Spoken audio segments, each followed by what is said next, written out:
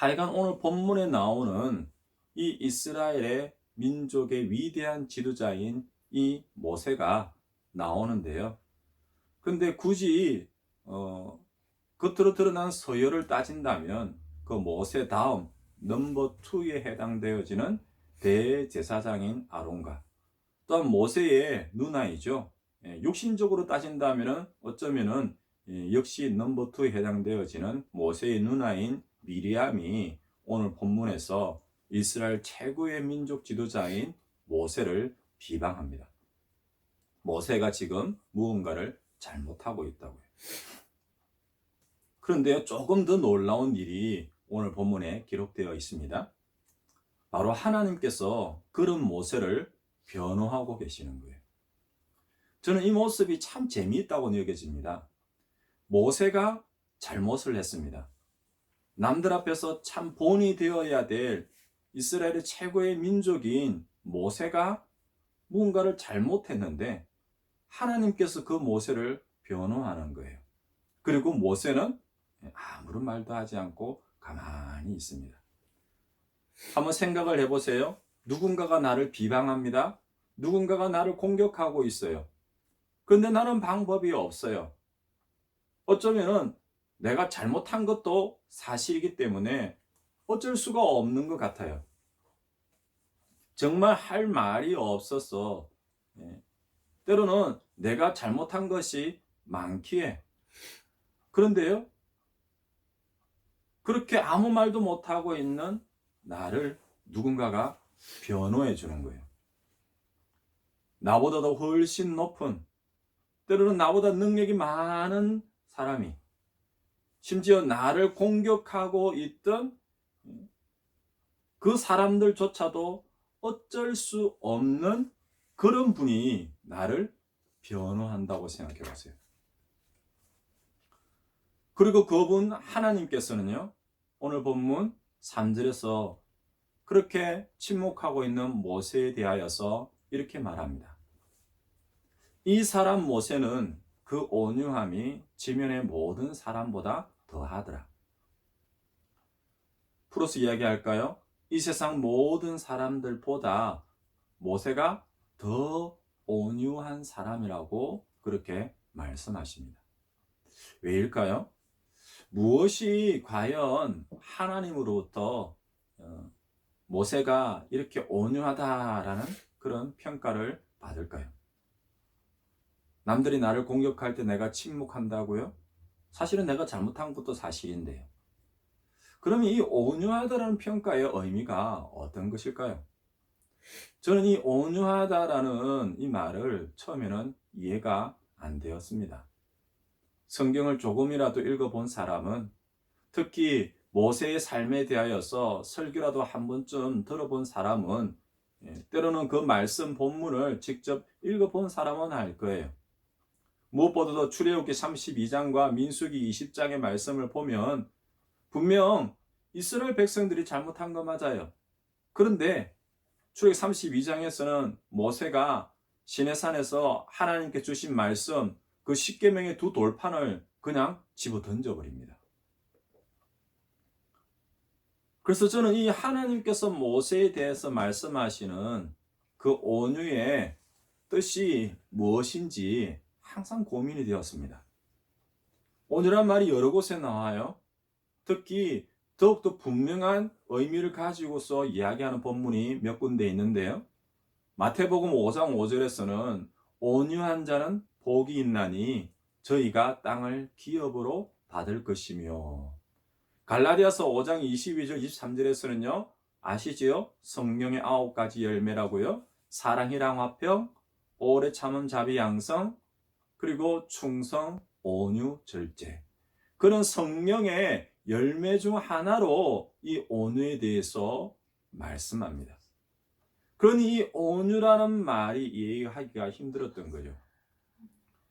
모세의 그런 좋은 모습들도 정말 많지만은 안 좋은 모습들도 많은데 그 두 가지를 동시에 놓고 이 온유라는 말을 이해하려고 하니 힘든 거예요.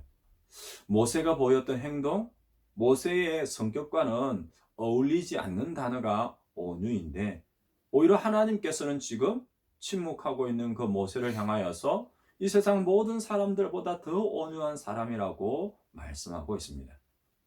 하나님의 변호는 계속됩니다. 오늘 본문 6절 이하에서요. 모세는 환상으로 꿈으로 하나님을 보고 말하는 사람이라고 이야기합니다. 하나님을 대면하여, 그러니까 하나님을 직접 마주보고 있는 사람. 무엇보다도 하나님의 온 집에 충성된 사람이라고, 충성되어서 섬기는 사람이라고 하나님께서 말씀합니다. 그러니 너희가 어찌하여서 그런 모세, 그렇게 온유하고 그렇게 하나님과 가깝고 또한 그런 하나님의 집을 충성되이 섬기는 사람을 너희가 공격하느냐, 너희는 두려워하지 않느냐, 그렇게 모세를 칭찬하고 변호하고 있습니다. 모세를 향한 하나님의 신뢰 때문인가요? 칭찬, 어떤 표현이라고 해도 정말 이 본문 말씀만 보면은 정말 대단한 것 같아요. 모세는 온유할 뿐만 아니라 하나님을 대면하여야 합니다. 예를 들면 이렇습니다. 인간에서 최고의 지도자라고 말하는 대통령을 누가 매일같이 수시로 언제든지 나아가서 만날 수 있을까요? 얼굴을 직접 대면하여서 만날 수 있는 사람 아마 10손가락 꼽지도 못할걸요? 그처럼 사람의 지도자가 아니라 모든 세상의 주권자가 되시는 그 하나님을 대면하여 아는 사람이라고요. 그 하나님을 위하여서 그 집에 충성되이 섬기는 사람이라고요. 이런 칭찬이 정말 따로 생각을 해도요, 정말 놀라운 칭찬입니다. 근데 본문 말씀을 모세에 대하여서 묵상하면 할수록 이 칭찬들이 하나로 이어진다는 것을 제가 알게 되었습니다. 먼저요, 여러분들이 한번 생각을 해보죠. 성경 인물 가운데에서 모세처럼 이렇게 칭찬을 받는, 놀라운 칭찬을 받는 사람 머릿속에 떠올려집니까? 이사야서 41장 8절 말씀을 보면은요, 믿음의 조상인 아브라함에 대하여서 조금 비슷한 칭찬이 나와요. 아브라함을 향해서 하나님께서 무엇이라 말하냐면요, 그는 나의 벗이라고 이야기합니다. 하나님의 친구, 하나님과 대면하여 하는 모세, 하나님의 친구인 아브라함, 비슷하죠? 사도행전 13장 22절 말씀을 보면요, 하나님께서 다윗을 향하여서 하나님의 마음에 맞는 사람, 그러니까 내 마음과 똑같은 마음을 가진 사람이 다윗이라고 이야기를 합니다. 그래서 충성된 일꾼으로서 하나님께서 다윗을 사용하셨나 봐요. 성경 속에서도 다윗, 아브라함, 어쩌면 오늘 본문에 나오는 이러한 말씀들은 그들보다도 더 크고 더 위대한 사람이라고 그렇게 칭찬하고 있는 것 같아요. 그래서 그럴수록 저는 이 온유함에 대하여서 더욱 이해하기가 힘들었던 겁니다. 성경 가운데에서 이 온유라는 말이 여러 군데 나오지만은요, 조금은 풀어서 우리로 하여금 이해하기 쉽게 이 온유에 대해서 말해주는 본문이 한 군데 있어요. 어디냐 하면요, 시편 37편 말씀입니다. 시편 37편은 이렇게 이야기를 해요.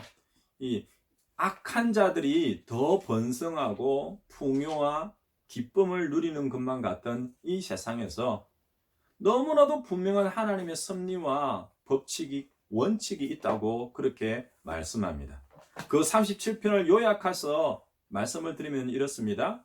여호와를 의뢰하고 여호와를 기뻐하고 여호와께 그 길을 맡기고 또 여호와 앞에서 잠잠하고 참아 기다리며 소망하는 것에 대하여서 시편 37편은요, 온유한 자의 삶이라고 그렇게 표현하고 있습니다. 온유한 자의 삶의 특징적인 모습들이 그러하다는 거예요. 그러니까 그런 온유의 반대편에 있는 세상, 바로 구분이 되어지는 겁니다. 여호와께 자신의 길, 자신의 삶을 맡깁니까? 아니죠. 세상 사람들은 내 멋대로 살지 않아요. 여호와 앞에서 잠잠하고 참아 기다립니까? 아닙니다. 목소리 큰 사람이 이긴다고 먼저 내 것부터 주장하고 내 목소리를 더욱더 크게 이야기를 합니다. 하나님을 기다리고 하나님을 소망한다고요? 아니에요. 악을 꾀하고 분노하고 불평하고 악을 행하며 그리고 상대방을 때리고 죽여서 정말 내 가진 모든 수단을 다 동원하였어라도 한 평의 땅을 더 얻기를 원하는 것이 바로 세상 사람들이죠. 하지만요, 성경에서는 분명히 이야기합니다. 결국에는 누가 그 땅을 차지한다고요? 온유한 자가 땅을 차지하며 풍성한 화평으로 즐거워하리라. 그렇게 말씀하고 있습니다. 마태오 5장에서 똑같이 이야기하죠. 온유한 자는 복이 있나니 그들이 땅을 기업으로 받을 것이라. 하나님을 바라보고 하나님 앞에 잠잠하고 하나님께 내 삶을 맡기고 그러면요, 하나님께서 그 땅을 기업으로 주신다는 거예요. 그런데 세상 사람들은요, 하나님께 맡기지 않으니까 내 모든 방법을 다 사용하여서 땅을 얻기를 원하는 거죠. 정반대의 모습이에요. 그 가운데서 우리는 이 온유가 어떠한 모습인지 어떠한 의미인지를 살펴볼 수 있습니다. 몇 가지의 말로서 여러분들에게 이야기할 수 있을 것 같아요. 조금은 쉽게 다가가기 위해서 이렇게 먼저 말해볼까요? 온유라는 것은요, 말보다 행동이 앞서지 않는 거예요. 반대로 해볼까요? 말보다 행동이 앞서는 사람들 많이 있죠? 농담 삼아 장난 삼아 친구들 사이에 다툼이 일어납니다. 그러면요, 옆에 있는 사람들이 이렇게 이야기할 거예요. 왜 주먹 놔두고 말로 싸우냐고요. 법보다는 주먹이 가깝다라고 하는 말들도 있지요. 말보다는 주먹이 또 때로는 행동이 앞서는 사람들이 있습니다. 또 이렇게 말합니다. 욱하는 성격을 가졌다고요. 목회자인 저도요, 욱하는 성격을 가졌어요. 단순히 경상도에서 자라난 사람이라서요? 아닐 거예요. 대부분의 많은 사람들 가운데에서는요, 이런 욱하는 성격 많이 있습니다. 그러면요, 이 욱하는 성격, 말이 앞선다, 때로는 행동이 앞선다, 라는 것을 이 온유와의 의미에서 반대편에 있는 의미로서 우리가 살펴볼 수는 있어요. 근데 그것만은 아닌 거예요. 그냥 욱하는 성격이라 그러면요, 저는요, 절대, 아무리 노력하고 노력해도요, 온유한 사람 될 수 없을 것 같아요. 목회자가 되고 난 이후에도 이런 욱하는 성격을 많이 자제하고 있어요. 하지만 그 욱하는 성격에서 온전히 자유롭지는 못합니다. 성경에서 말하는 이 온유는요, 그냥 단순히 이 행동이 앞선다, 말이 앞선다, 주먹이 앞선다, 성격이 급하다, 그런 것에 반대되는 의미만은 아니라는 거예요. 틀리는 것은 아니에요. 근데 왜 그렇게 앞서지 않느냐를 우리가 찾아보아야 이 온유의 의미를 분명히 알 수가 있습니다. 성경에서의 온유는 오히려 이렇게 생각하시면 돼요. 행동보다 말, 때로는 말보다 앞서는 무엇이 필요한데 그 무엇으로 말미암아서 온유라는 의미가 설명되어지는 거예요. 우리는 예수 그리스도를 믿기 때문에 이렇게 표현하면 될 것 같아요. 말보다 행동보다 앞서는 기도라고 하면은 조금 더 정확하게 될 것 같습니다. 기도는요, 하나님께 뜻을 묻는 것이 기도잖아요. 기도는요, 내 삶의 인도하심을 구하는 것이 기도잖아요. 그러니까 하나님께 기도한다, 하나님께 뜻을 묻는다, 하나님께 내 삶의 인도하심을 구한다. 그러니까 그것이 먼저라면 결코 말이나 행동이나 주먹이 앞서지 않는 거죠. 때로는 이렇게 표현할까요? 하나님의 말씀보다 앞서지 않는 거예요.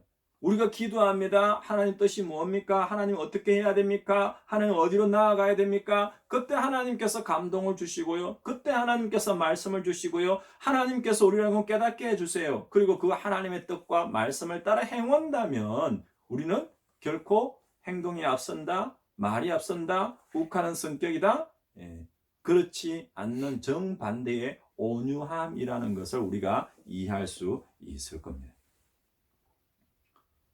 성경에서 말하는 시편 37편에서 이야기를 하죠. 내 삶의 주권자입니다. 인도자인 하나님이 계십니다. 그런데 그 하나님께 묻지도 않고 그 하나님께 의뢰하지도 않고 인도하심을 받지도 않은 채 내가 먼저 생각하고 내가 먼저 판단하고 내 말과 내 행동이 앞서는 사람이 되지 말라는 거예요. 그 반대가 바로 온유한 삶인 거죠. 그런데요, 가끔 하나님께 묻지도 않잖아요. 하나님의 말씀을 듣지도 않지요. 그리고 바로 말하고 바로 행동하는 사람이 있습니다. 어쩌면 대부분이라고 말할 수도 있겠죠. 저도 그런 축에 속하고요. 그렇게 먼저 행동한 후에 어떻게 해요? 하나님 나 잘했죠? 결과가 좋을 때는 그렇게 이야기하죠. 하나님께서도 이것을 원하실 줄 알았어요. 아니면 말고. 반대로요. 그 일이 잘못되었다고 한번 생각해 보세요. 그때였어야 하나님 이제 어떻게 하죠? 상황이 이렇게 되어버렸네요. 하나님 도와주세요. 제발. 더 심하면은요. 하나님 왜 그때 나에게 말씀하지 않았어요? 묻지도 않아놓고. 하나님 저를 말리거나 하지 말라고 했으면 안 했을 텐데 왜 그러셨어요?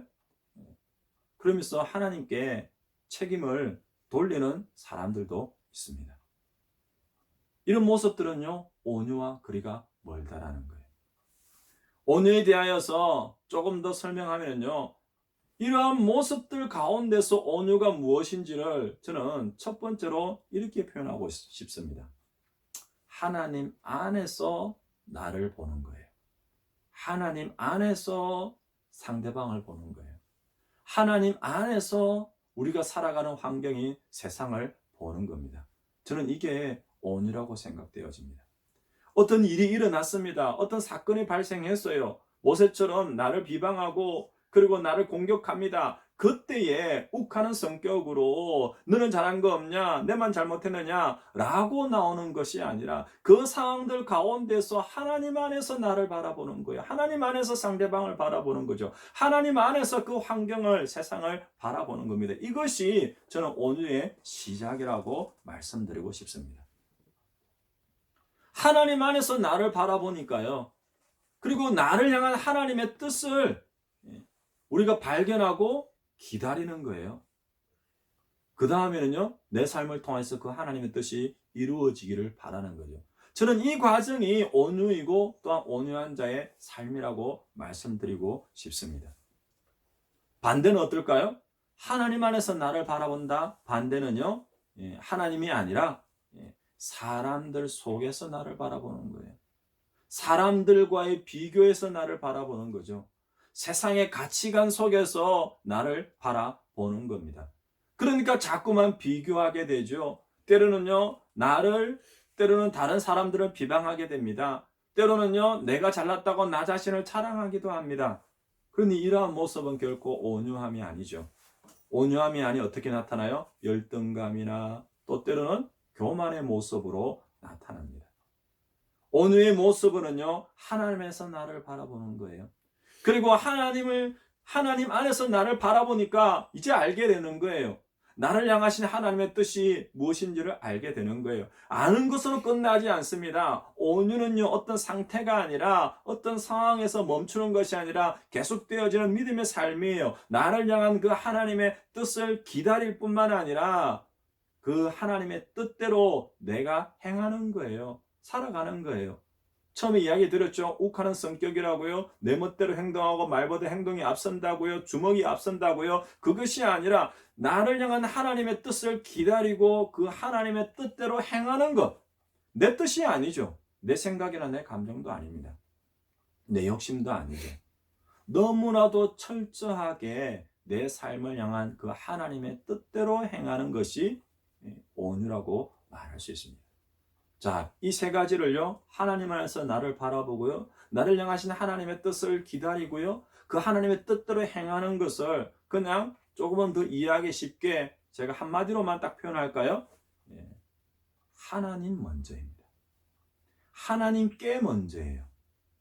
레이디 퍼스트가 아니라 only Jesus예요.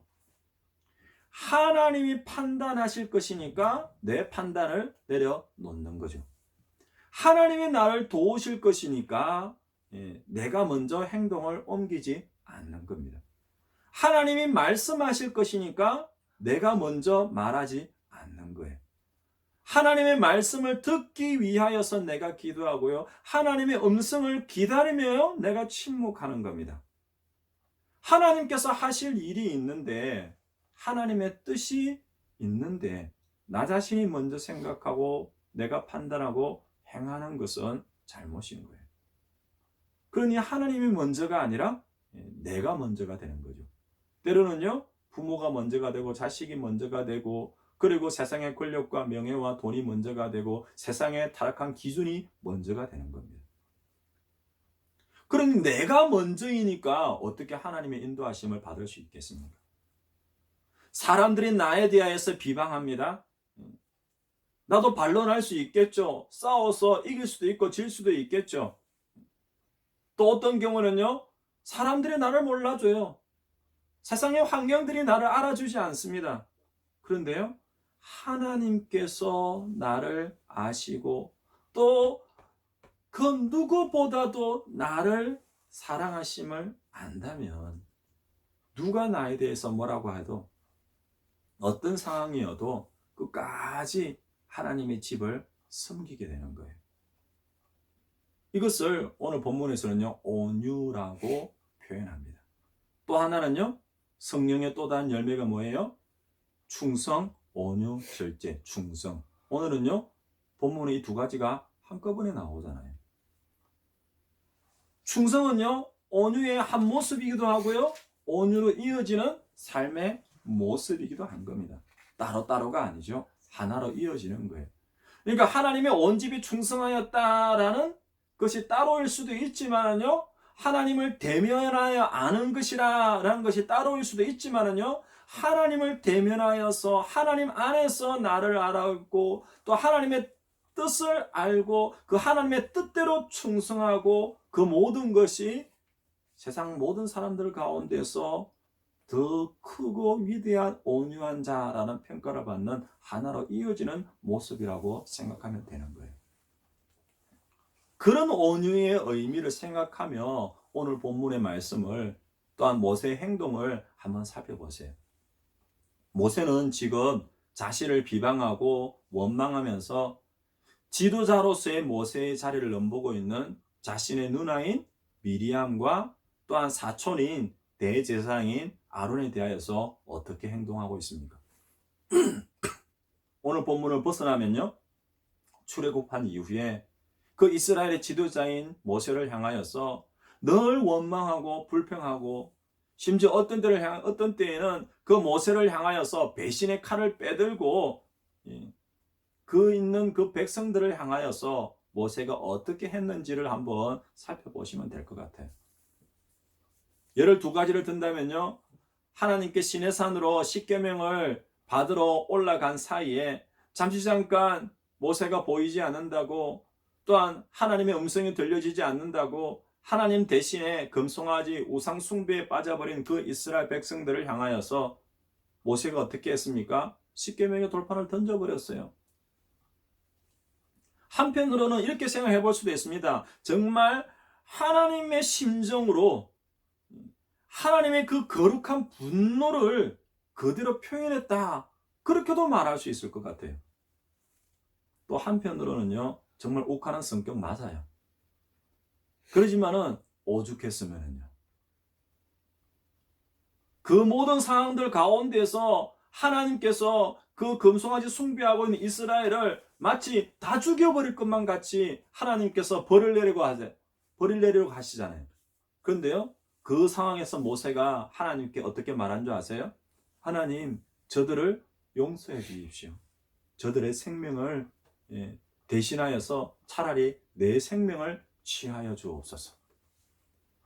이것도 저는 이렇게 생각을 해봐요.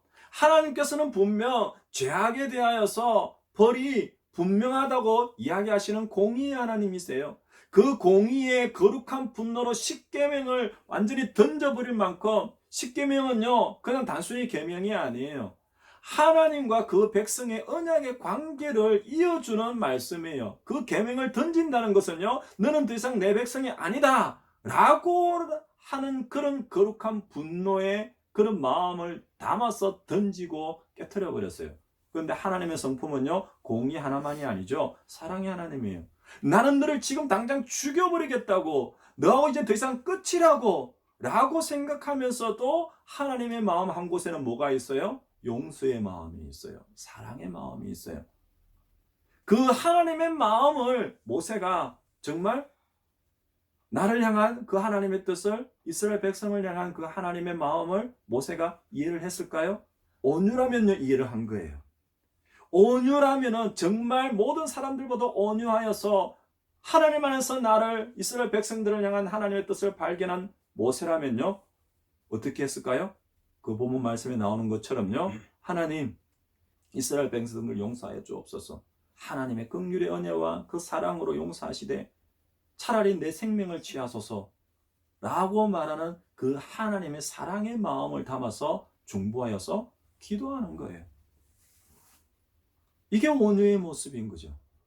사무엘하 16장을 보면요, 그 아들인 압살롬의 반역으로 인하여서 왕궁을 도망쳐 나온 다윗입니다. 그런 다윗을 향하여서 그 이전 왕이었던 사울의 친족인 시므이가 그 다윗 왕을 향해서 따라 나오면서 욕하고 비방하는 거예요. 아이고 잘됐다, 네가 언제까지 왕이었느냐, 네가 이제는 그런 볼품없는 이 신세로 자식에게 쫓겨서 도망가고 있구나. 하지만 다윗은요, 그 시므이의 말들이 부당하고 잘못되었다는 것을 알면서도, 심지어 아직까지는 그래도 다윗에게 힘이 있고 능력이 있어서 그런 시므이를 그냥 두지 않을 수도 있는데, 그런데요, 하나님 앞에서, 그 사람들 앞에서 다윗은 이렇게 이야기를 합니다. 그 저주 때문에 여호와께서 선으로 다윗에게 갚아 주실 것이라고요. 내가 하지 않는 거예요. 내가 앞서지 않는 거죠. 나를 향한 하나님의 뜻을 보는 거예요. 하나님께서 이것을 선으로 바꾸셔서 나에게 어떤 은혜를 베풀어 주실 것인지를 다윗은 기대하는 거예요. 다윗도 모세도 모두 그 순간만큼은 환경도 바라보지 않고요, 사람도 아니라요, 그 모든 것을 주관하시는 하나님을 바라보고요, 그 하나님을 대면한 거, 그러니까 하나님을 바라보았다는 건요, 하나님을 대면하였다는 말과 이어지는 거예요. 하나님의 형상을 보는 자라는 말이 여기 이어지는 거예요. 모세는 하나님 안에서 자신을 바라봅니다. 하나님 안에 있는, 앞에 서 있는 자신을 발견하는 거예요. 그러니까 그 모세 자신을, 내 자신을 통하여서 이루시기를 원하시는 하나님의 뜻을 알게 되는 겁니다. 저도 마찬가지고요, 여러분들도 마찬가지죠. 내 인생을 향한 하나님의 뜻이 무엇입니까? 하나님 앞에 서지 않으면 우리는 그것을 알 수가 없어요. 하나님 앞에 서고 하나님을 바라보고 하나님 안에서 나를 바라보면요, 내가 무엇을 해야 될지, 어떻게 해야 할지를 알게 되는 겁니다. 저 역시도 계속해서 그것을 기도하고 있습니다. 예수 우리 교회를 향한 하나님의 뜻이 어디에 있습니까? 믿음의 가정을 향한 하나님의 뜻이 어디에 있습니까? 묻고 또 묻고 있습니다. 혹여라도 또 내가 한 번 더 앞서서, 또 혹여라도 내 말과 내 행동이 앞서서 하나님의 뜻이 아닌 것에 내가 먼저 행동을 하고 난 다음에 나중에 다시 후회하지 않기 위해서요. 같은 맥락에서 히브리서 3장은요, 이러한 모세보다도 뛰어나신 예수 그리스도에 대해서 말씀하고 있습니다. 예수님도 자신을 배신하고 자신을 몰라주고 자신을 향하여서 손가락질하고 비방하는, 예수님을 따르기보다는 오히려 예수님을 외면하기를 더 즐겨하는 이스라엘과, 또 때로는 어리석은 우리들을 향하여서 위하여서 십자가에 죽으시기까지 하나님의 뜻에 순종하고 충성하시고 섬기면서 하나님의 뜻을 이루셨습니다. 그런 예수 그리스도의 온유하심, 충성, 그 믿음의 삶은 하나로 이어지는 거예요. 온유라는 말로요. 십자가의 죽음 앞에서 감람산에서 기도하시던 그 예수님의 한 구절의 기도의 내용, 말씀 혹시 머릿속에 떠올려지나요? 누가복음 22장에는 이렇게 나옵니다. 아버지여, 만일 아버지의 뜻이거든 이 잔을 내게서 옮기시옵소서. 그러나 내 원대로는 마시옵고 아버지의 원대로 되기를 원하나이다. 예수님도 그렇게 기도 먼저 한 거예요.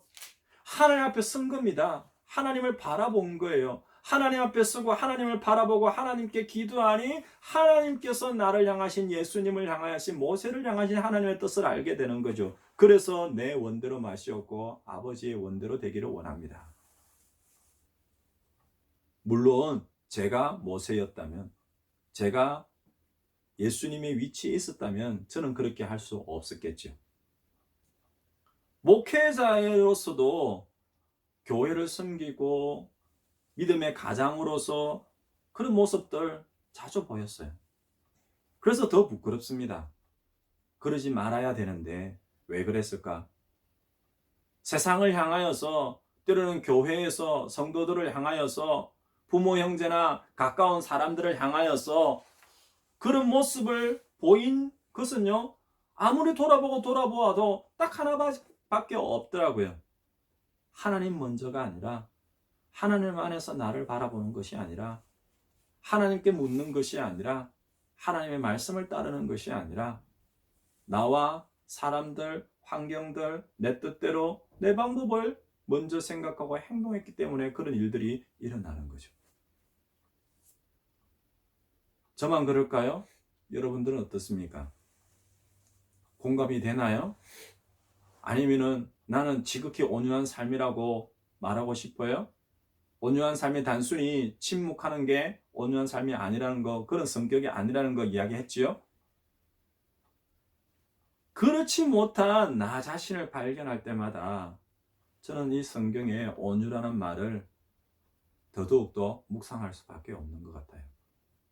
내가 아니라 하나님이, 내 생각이 아니라 하나님의 마음을, 내 방법이 아니라 하나님의 말씀을, 내 때가 아니라 하나님의 때를 먼저 기다리는 거죠. 모세는 물이 없다고 원망하는 그 백성들을 향하여서 하나님께서 모세에게 말씀을 하셨어요. 반석을 치라고요. 반석을 치면 되는 건데 모세와 아론은요, 하나님과 그 명령을 따라서 반석을 치면 되는데 백성을 향하고 있어요. 왜요? 지금 백성들이 모세를 원망하고 모세를 위협하니까요. 그 백성들에게 뭔가를 보여주고 싶은 거예요. 그리고 백성들에게 이야기합니다. 내가 너희에게 물을 줄까? 내가 어떻게 물을 주는지 볼래? 내가 이렇게 반석을 한 번 치는 것이 아니라 땅땅 두 번씩이나 치니까 물이 솟아오르네. 자, 이 물이 어디에서 나왔을까? 반석에서 나왔을까? 내 지팡이에서 나왔을까? 내가 두 번이나 치면서 이런 것이 나왔을까? 이것을 통하여서 백성들은요, 하나님을 보는 것이 아니라, 하나님으로부터 말미암는 물이 아니라 누구를 바라보고 있어요? 모세를 바라보는 거죠. 하나님의 말씀이 아니라 모세의 말을 듣기 시작하는 거죠. 모세의 지팡이를 바라보는 거예요. 그 지팡이를 통해서 나온 물만을 바라보게 만드는 것이니까. 그래서 모세는 하나님 앞에 두 가지를 잘못한 거예요.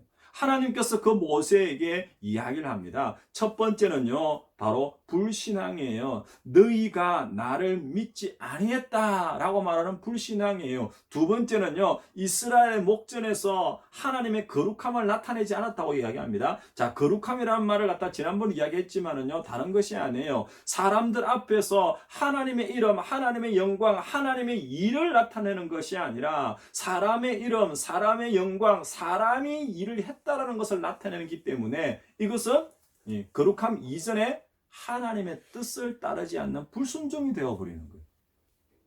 모세는 이 사건을 통하여서 불신앙과 불순종의 모습을 보였기에 하나님께로부터 가나안 땅으로 들어가지 못하는 그런 벌을 받게 됩니다. 온유의 정반대의 모습인 거예요. 온유라고 뭐라고 이야기를 드렸어요? 하나님 안에서 나를 바라보고 하나님의 뜻을 발견하고 그 뜻을 따르는 것이 온유인데, 지금 모세는요, 하나님 안에서 나를 바라봅니까? 세상 사람들의 평가를 지금 모세가 바라봅니까? 하나님의 뜻을 바라봅니까? 아니면 내 뜻을 내어놓고 있습니까? 하나님의 뜻을 따라서 행합니까? 아니면 내가 행동합니까? 그러니까 온유의 반대의 모습으로 불신앙과 불순종의 모습을 그대로 보이는 거예요. 모세마저 이렇습니다. 지면에 모든 사람들 중에서 가장 온유하였던 그 모세마저도 한순간에 그 온유를 잃어버리니 불신앙과 불순종으로 그런 모습을 보이는 거예요.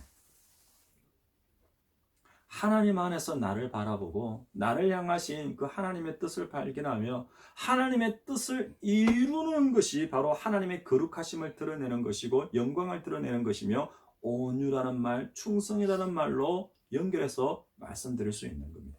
그래서 시편 37편은 이야기하는 거예요. 여호와를 의리하라고요. 여호와를 기뻐하라고요. 그 여호와께 내 길과 모든 삶을 맡기라고요. 그냥 말만 틀린 거지요. 그 똑같은 말을 하는 거예요. 여호와 앞에 잠잠하고 참아 기다리라고요. 오직 여호와를 소망하라고요. 그것이 바로 온유한 자의 삶이라고 말합니다. 물론 지금 제가 이야기하는 것이 모세마저도 그렇게 다 살지는 못하였잖아요. 온전하신 분은요, 예수님밖에 없어요. 그래서 제가 말씀드리는 것은 완벽함과 온전함을 말하는 것이 아니에요. 그래서 예수님 우리에게 이야기를 하십니다. 그리스도의 장성한 분량에 이르기까지 성숙해가고 자라가라고요. 온전함을 이룰 수 있는 그 순간은요, 아마 우리가 그 천국에 가서 하나님 형상을 회복하는 그 순간일 거예요. 하지만 그 가운데에서 우리를 넘어지게 하고 우리를 힘들게 하는 방해물들이 언제 어디에서 나타날지 몰라요. 그 모든 순간순간들 가운데서 우리는 하나만 잊지 말자는 거예요. 하나님 먼저. 내가 아니라, 사람이 아니라, 환경이 아니라 하나님 먼저라는 것을 잊지 마시기를 바랍니다. 그것을 다르게 표현하면요, 기도와 말씀보다 앞서지 말라는 거예요. 내 삶을 향한 하나님의 뜻을 묻기 위하여서, 인도하심을 구하기 위하여서 먼저 기도하시는 여러분들 되시기를 바랍니다. 아멘. 하나님의 말씀을 듣고요, 그 말씀이 움직이면은요, 우리는 따라서 행하고요, 그 말씀이 들리지 않으면요, 멈추고요. 성막 위에 구름이 떠오르면요, 이스라엘 진영을 꾸리고 움직였던 것처럼요, 구름 기둥과 불 기둥으로 우리의 삶을, 이스라엘 백성들의 삶을 인도하셨던 그 하나님의 그 인도하심처럼 오늘 우리의 삶들 가운데 이루시길 원하시는 그 하나님의 뜻을 발견하며 그 뜻을 따라서 충성되이 움직이고 숨겨서 하나님 앞에 온유한 자로서, 또한 충성된 자로서 믿음의 삶을 살아가는 저와 우리 모든 믿음의 가정과 예수 우리 교회 성도들 되시기를 바랍니다.